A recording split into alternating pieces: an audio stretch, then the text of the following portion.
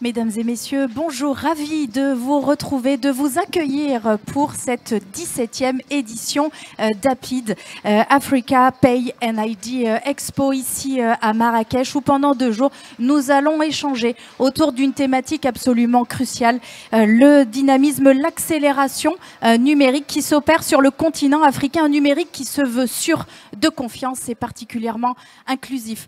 Aujourd'hui, nous le voyons, le paiement mobile, l'usage de la blockchain dans la sécurisation des transactions, les monnaies électroniques de banques centrales, mais aussi les programmes d'e-government, les différents usages qui se démultiplient dans le monde de la santé ou de l'éducation sont le témoin de cette accélération, mais les défis sont aussi nombreux à relever pour que cette transformation numérique dynamise la croissance économique, mais aussi l'industrialisation de l'ensemble du continent et réponde aux enjeux des objectifs de développement durable des Nations Unies, mais également de l'agenda 2063 de l'Union africaine. Et tout cela, évidemment, au bénéfice des citoyens africains. Alors, aujourd'hui et pendant 2 jours, nous serons au cœur des tendances, des évolutions et des perspectives d'avenir en matière de numérique. Et pour en parler, j'ai le plaisir d'accueillir 2 invités de marque pour ouvrir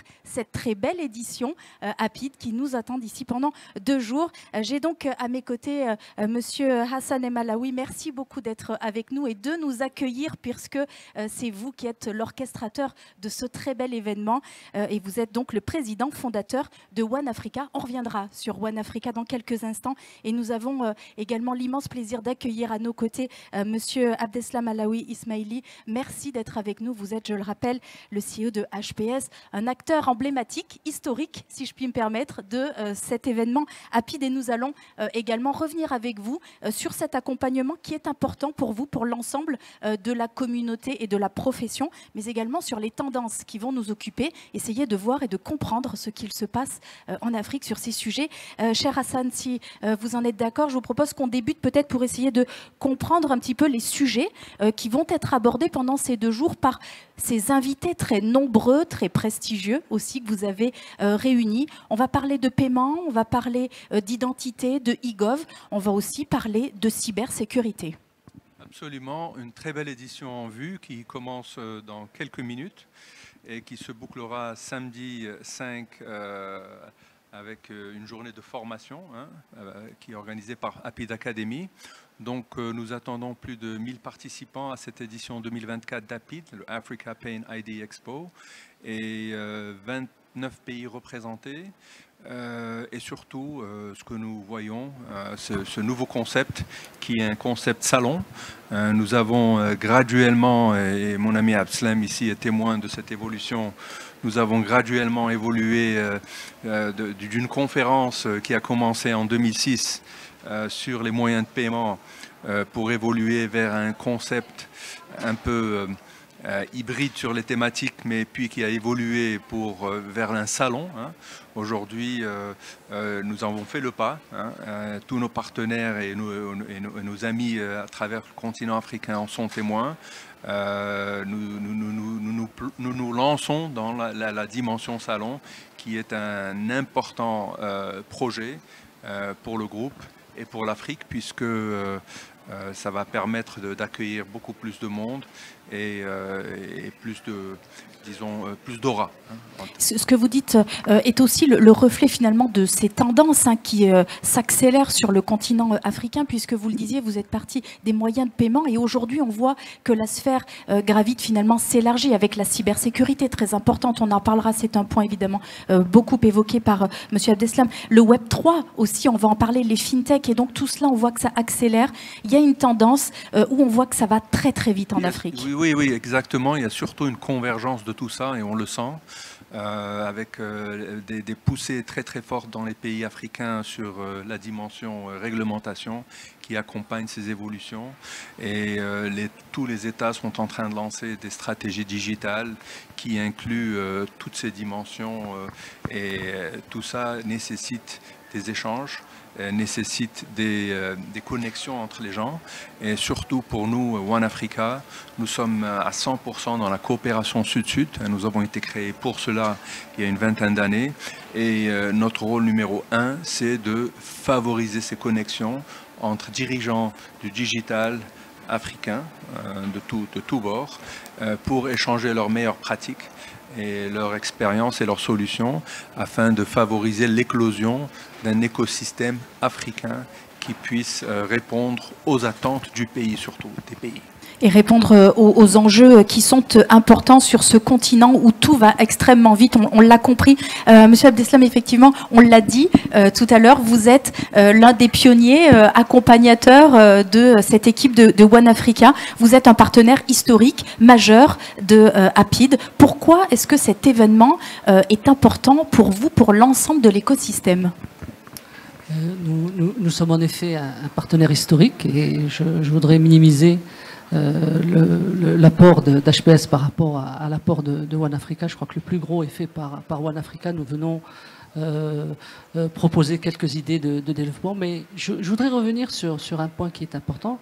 Je pense que One Africa est vraiment un élément important dans la croissance économique de notre pays, puisque ce qui se discute ici, c'est vraiment quelque chose qui est au cœur de l'économie, qui est le paiement. Hassan, tout à l'heure, a parlé d'il y a 20 ans, on était en train de parler de paiement. Et en plus de répondre aux besoins, ce qu'on voit ici à One Africa, c'est qu'on est en avance de phase par rapport à plusieurs sujets. Et je voudrais parler ici de la convergence entre l'identité et le paiement qui a été quasiment initié dans un salon il y a quelques années. Il y a 3 ou 4 ans, on a mis un grain de cybersécurité qui est aujourd'hui au plus profond de ces sujets-là. Et donc, c'est un salon, oui, mais c'est un événement où beaucoup de gens apprennent, où beaucoup de tendances sont discutées, se créent, s'affinent. Et c'est pour cela que j'ai dit que c'est vraiment un élément important dans la croissance économique. Beaucoup de choses se passent ici. Vous l'avez évoqué sur la thématique du paiement, les choses encore une fois évoluent, s'accélèrent avec cette digitalisation qui effectivement est au cœur de notre société, de notre quotidien. Quelles sont les tendances que vous percevez et dont nous allons évidemment parler, échanger, renforcer la coopération autour de ces sujets au cœur du paiement et de l'identité numérique qui évidemment est connectée à ce sujet? Alors, ce qu'on remarque, et on en discutera pendant ces 2 jours, c'est cette convergence qui, au fond donne un résultat qui est la finance intégrée. Et donc, on parle vulgairement en anglais d'embedded payment. Et aujourd'hui, ce digital, quand il est sécurisé, quand il est une authentification forte qui vient avec, on arrive à marier ou à rendre le paiement complètement invisible dans l'acte d'achat. Et aujourd'hui, quand on regarde les belles réussites dans ce monde-là, c'est quand l'achat se fait et qu'on paye sans s'en rendre compte. Et c'est vraiment là où ce salon, où les participants, les différents acteurs de ce salon vont arriver avec des solutions innovantes et qui vont rendre ce paiement complètement fluide, simple et sécurisé. Et donc ce que vous disiez, effectivement, ce parcours très fluide où c'est l'expérience utilisateur, hein, in fine, qui répondra de cette acceptabilité, donc du développement en devenir de ces nouvelles solutions, puisque vous réfléchissez évidemment au futur aussi, et donc à de nouveaux sujets. Vous avez souligné la cybersécurité, je sais que c'est un point évidemment très important pour vous, et on le voit aujourd'hui, la cybercriminalité s'intéresse de très près au domaine bancaire, financier. D'ailleurs, les banques sont en première ligne, hein, 44% des cyberattaques perpétrées au Moyen-Orient, en Afrique, en 2022, étaient destinés au monde financier. Comment est-ce que vous adressez, si je puis me permettre, à bras-le-corps de cette dimension? En fait, les criminels et les délinquants ne s'attaquent que là où il y a de la valeur. Et on sait très bien que c'est bien dans les banques, les voleurs, avant, passaient des casses dans les agences bancaires. Aujourd'hui, ils passent par les réseaux. Et donc, c'est naturel et tout le monde s'attendait à ce que le digital est en train d'avancer. Et donc, en face, on aura des cybercriminels qui sont très, très ingénieux et très souvent en avance de phase. Donc, ça passe d'abord par beaucoup de sensibilisation, beaucoup d'éducation.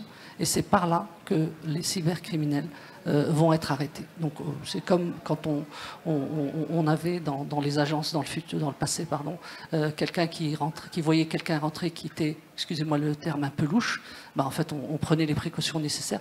C'est pareil, il faut absolument qu'il y ait de la sensibilisation, de l'éducation de tous ces gens. Au-delà, bien évidemment, de toutes les protections technologiques qui va y avoir. Mais on peut mettre toutes les protections technologiques si les utilisateurs, si les banquiers, si le client final n'est pas éduqué, n'est pas sensibilisé, on aura toujours des portes ou des fenêtres ouvertes.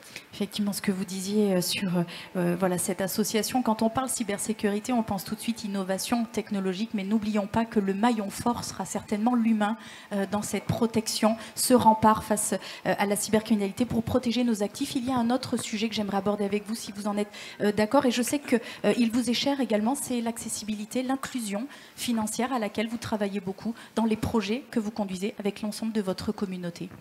Et là, par contre, l'aspect technologique prend toute sa signification. Je pense que c'est avec de l'innovation des moyens de paiement, de l'innovation de manière générale, avec beaucoup de technologies, que nous arriverons à avoir une inclusion de toute cette part de la population.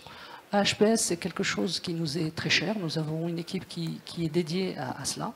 Et je vous inviterai peut-être dans la journée de parler à la personne qui s'en occupe, qui sera là. Et par rapport à ce sujet-là, nous avons déjà mis sur le marché un certain nombre de produits dédiés pour justement limiter le handicap de cette partie de la population.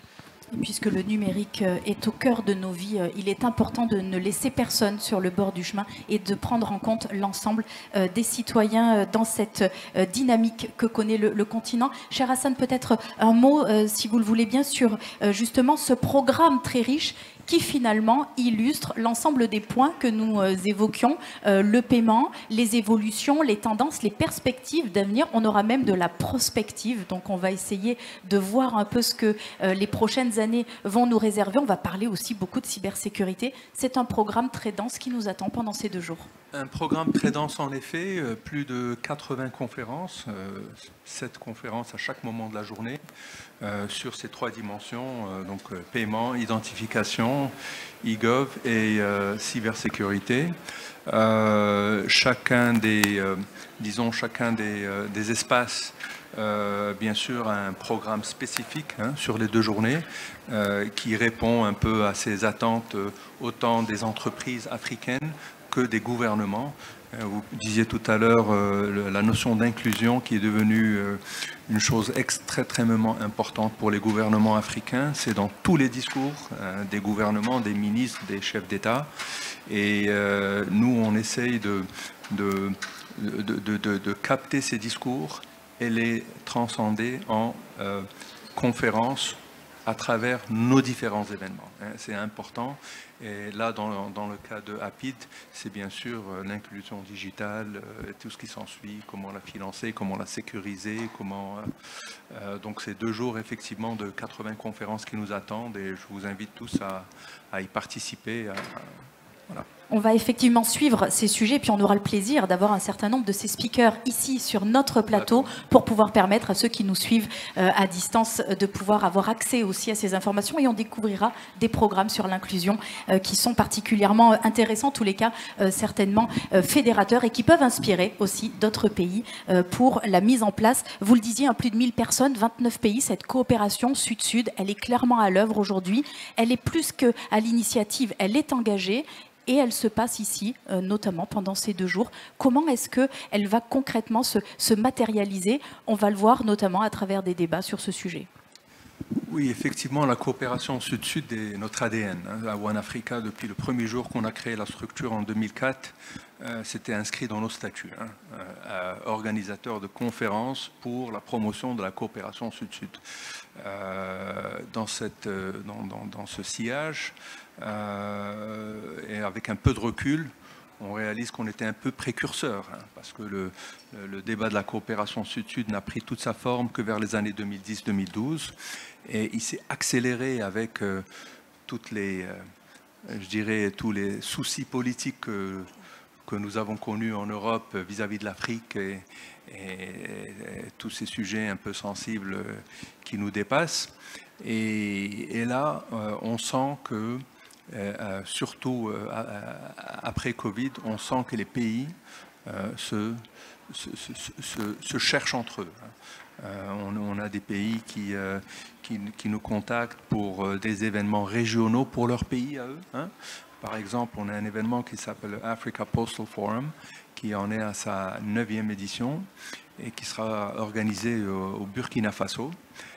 Et le gouvernement du Burkina Faso nous a clairement précisé que c'était pour un objectif régional, pour créer une dimension de synergie logistique, infrastructurelle et tout ce qui s'ensuit, et aussi intellectuelle bien sûr, sur les notions de postal services et dans la sous-région. Donc les pays commencent à chercher des repères qui vont créer des centres de développement, des hubs de développement régionaux.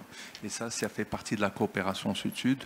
Nous, on l'apprend à travers nos différents événements d'une manière beaucoup plus large, mais il y a des régions qui commencent à émerger de cette notion de coopération Sud-Sud. Et donc effectivement la force aussi, si je puis me permettre, de One Africa, c'est de pouvoir traiter ces différents sujets, cette multiplicité de thématiques qui finalement, toutes ensemble, permettent de voir la voie d'avenir de ce continent africain, et donc vous y apportez votre contribution en fédérant tous ces acteurs que vous rassemblez de nombreuses fois dans l'année, pas uniquement en Afrique d'ailleurs, puisque vous adressez aussi d'autres continents. Absolument.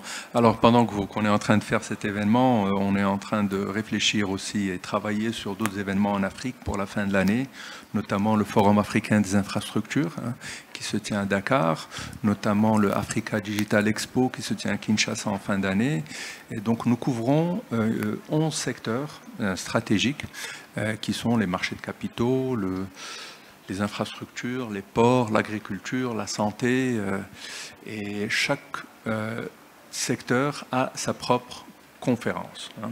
Et depuis 2022, nous avons aussi, à la demande de notre réseau, décidé d'aller en Europe pour porter la voix de l'Afrique en Europe.